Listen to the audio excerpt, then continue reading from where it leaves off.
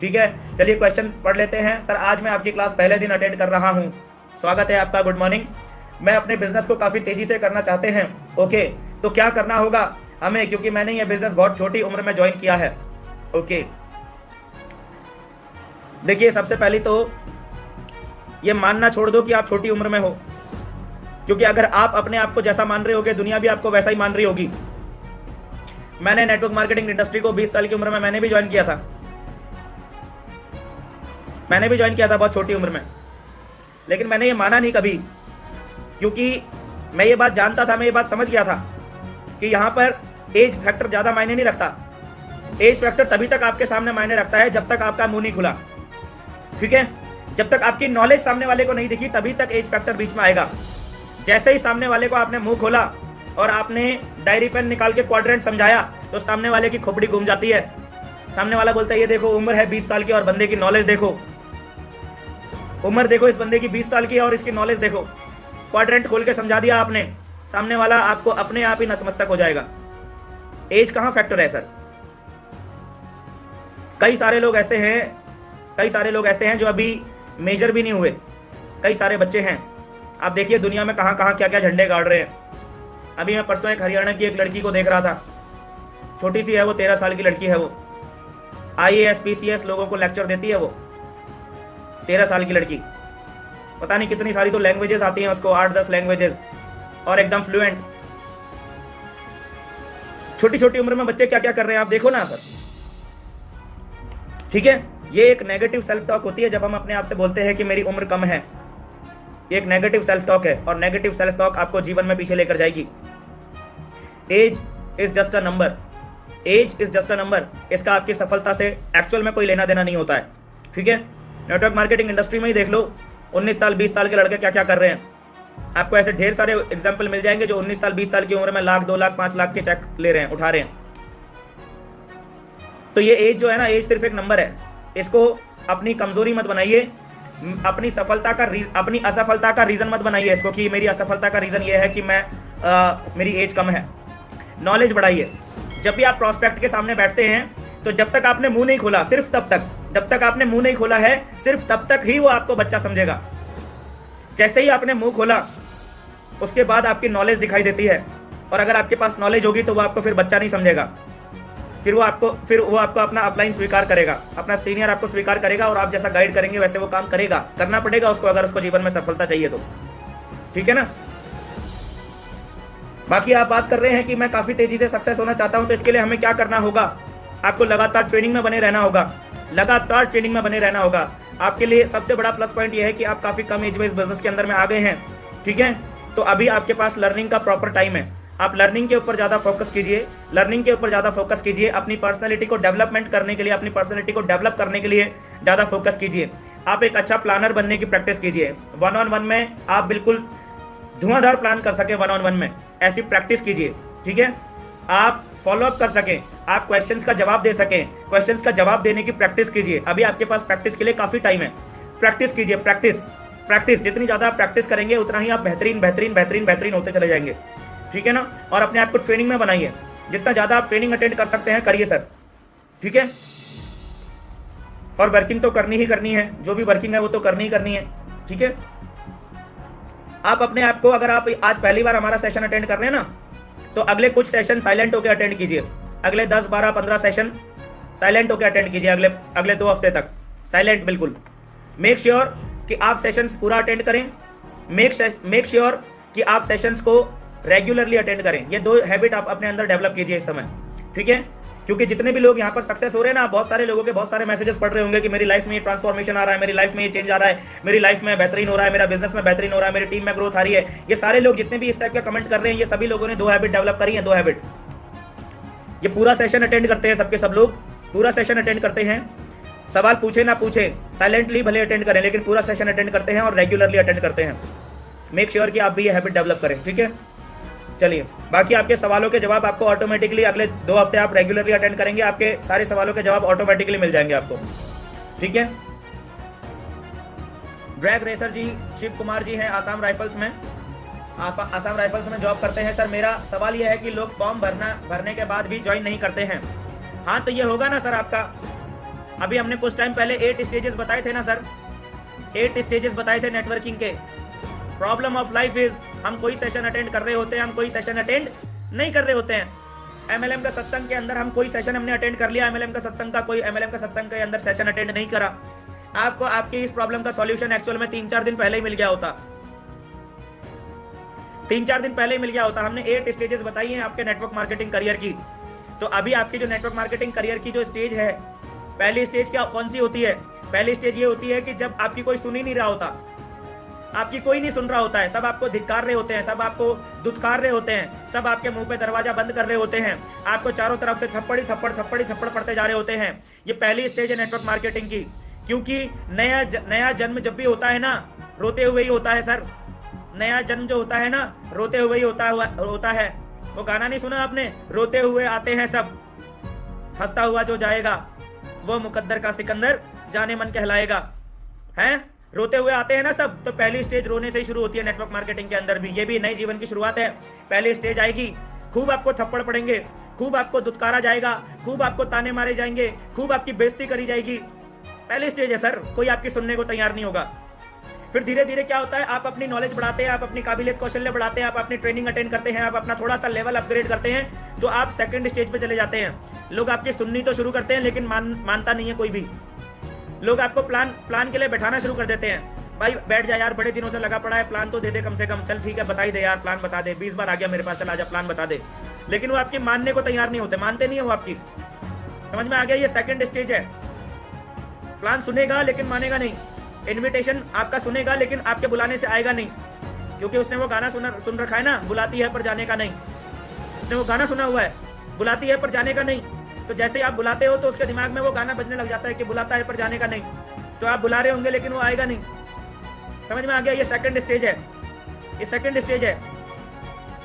लेकिन third stage में क्या होता है? थर्ड स्टेज के अंदर आदमी आपका प्लान सुनता है और फॉर्म भर देता है।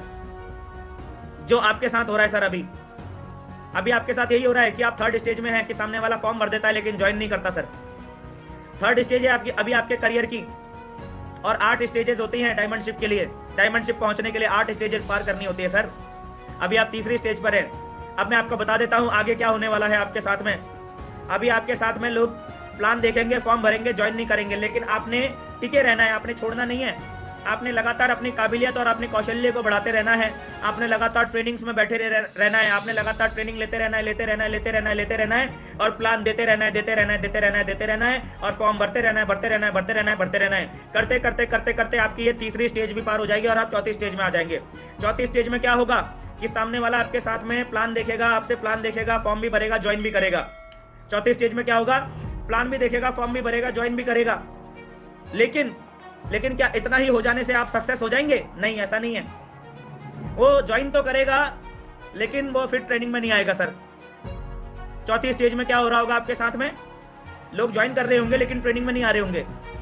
वो क्या बोलेगा आपसे कि यार तेरे पे एहसान कर दिया मैंने ज्वाइन होके, एक तो मैंने ज्वाइन होके तुझ पे एहसान कर दिया, ऊपर से अब मैं ट्रेनिंग में भी आऊं।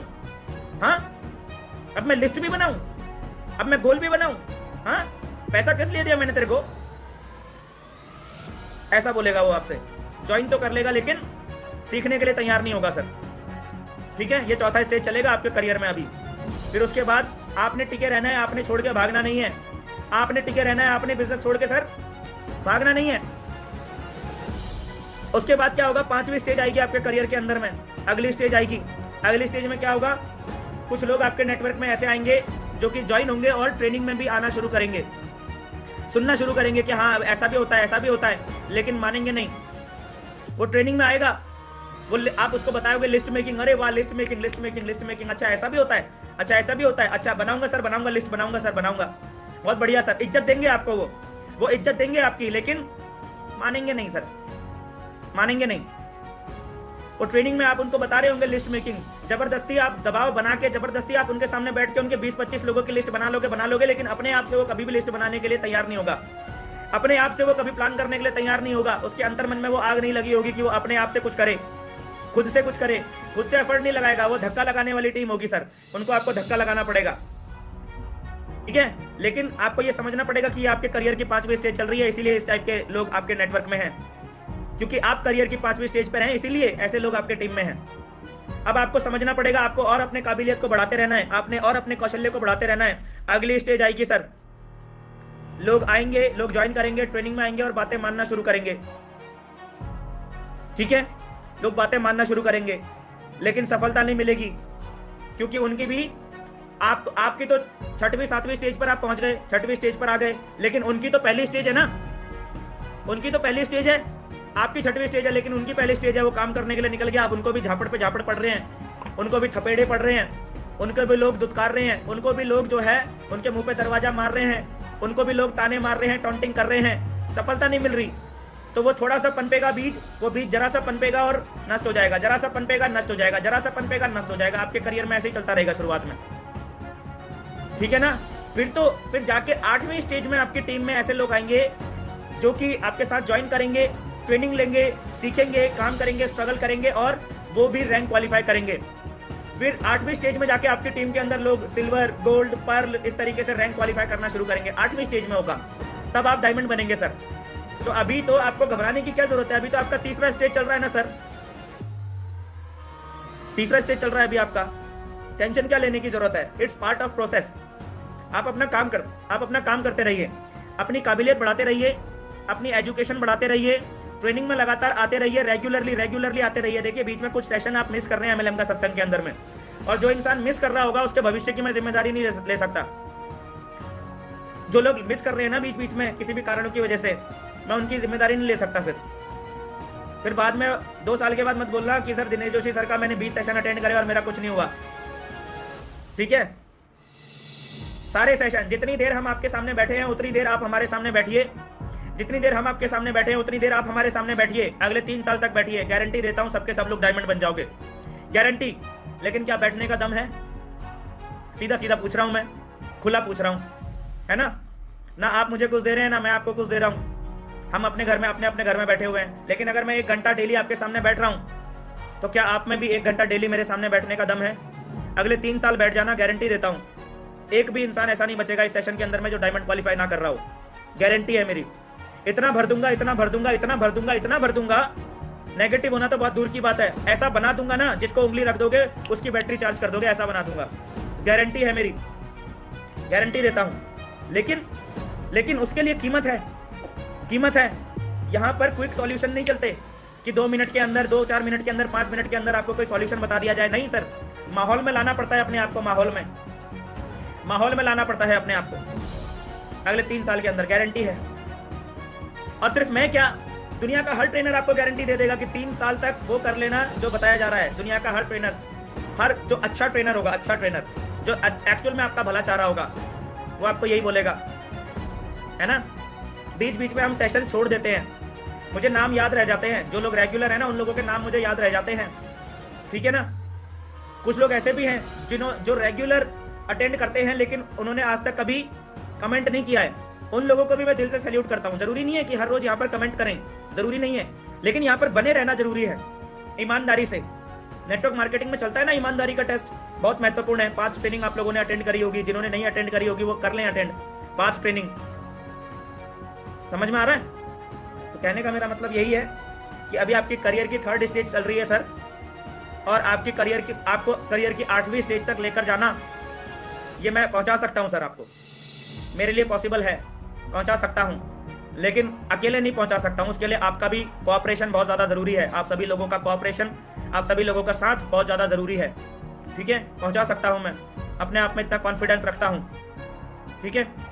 हमने बहुत सारे लोगों को पिछले 3 साल के करियर के अंदर, ऐसे हज़ारों उदाहरण है मेरे पास में, जो लोग बोलते हैं कि सर मेरा बिजनेस अटका हुआ था और मेरा बिजनेस अब चल पड़ा है, सर 1.5 साल 2 साल से लगा हुआ था, रैंक क्वालिफाई नहीं हो रहा था, और आज देखिए सर फटाफट मेरी टीम में लोग रैंक क्वालिफाई कर रहे हैं। मेरठ में एक डॉक्टर साहब है, मेरठ में मेडिकल कॉलेज में एक डॉक्टर साहब है, फिजियोथेरेपिस्ट हैं, वो सेफ शॉप कंपनी के अंदर हैं वो।